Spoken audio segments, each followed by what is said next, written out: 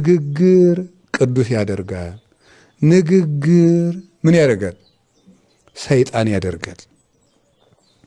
በንግግር በአፋችን ሁሉን ነገር ማውራት፣ እቅዳችን ሁሉ መዘግዘግ፣ እንደዚህ ለመጣው ሰው ሁሉ እቅዳችን መዘግዘግ እንዲህ ብሎ እንዲያው አሁን እኛ እኮ ሲጀመር እኮ መረጃ የሚሰበስብ ሰው አያስፈልግንም። ራሳችን ቀድመን ስለምናወራ እንደዚህ ማቅደናል፣ እንደዚህም ልናረግ ነው፣ እንደዚህም ልናረግ ነው፣ እንደዚህም ልናረግ ነው ብለን መዘግዘግ። እዚያ ሰይጣን አስበሻል ማበላሸት እየሄደ ማበላሸት ቀድመን ስለምንናገርለት ማለት ነው። ከነገ ወዲያ ልቆርብ ነው ሲሉለት ማታ ዱብ በእንቅልፍ ማለት ነው። እንደዛ አድርጎት ያበላሽበታል። ስለዚህ ሁለት መነኮሳት እኮ ከ50 ዓመት በላይ ነው አይደል በሰይጣን ሲቀልዱበት የኖሩ።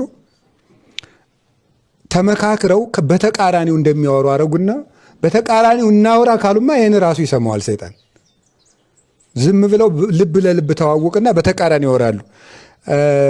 በዓት ሊያጸኑ ሲፈልጉ እንደው ሰሞኑን ስንውጣና እንዙር በዓታችን ሰለቸን ይላል። አይ እነዚህ አይረቡም ሰነፎች ናቸው ብሎ ወደ ሌላ ሲሄድላቸው ቁጭ እነሱ በዓታቸው ሁልጊዜ ተቃራኒውን እያወሩ ወደ 56 ዓመት ሁለት መነኮሳት በሰይጣን እቅዳቸው እንዳያውቅ አድርገው ሲቀልዱበት ኖረዋል። ይሄ በፊልክስዩስ ላይ ተጽፎልናል። እና ንግግር በሕይወታችን ውስጥ ሰይጣን እቅዳችንን እንዲያበላሽብን ያደርጋል፣ እንዳያበላሽብንም ያደርጋል። በእግዚአብሔር ፊት ያሸልማል፣ በእግዚአብሔር ፊትም ደግሞ ያዋርዳል።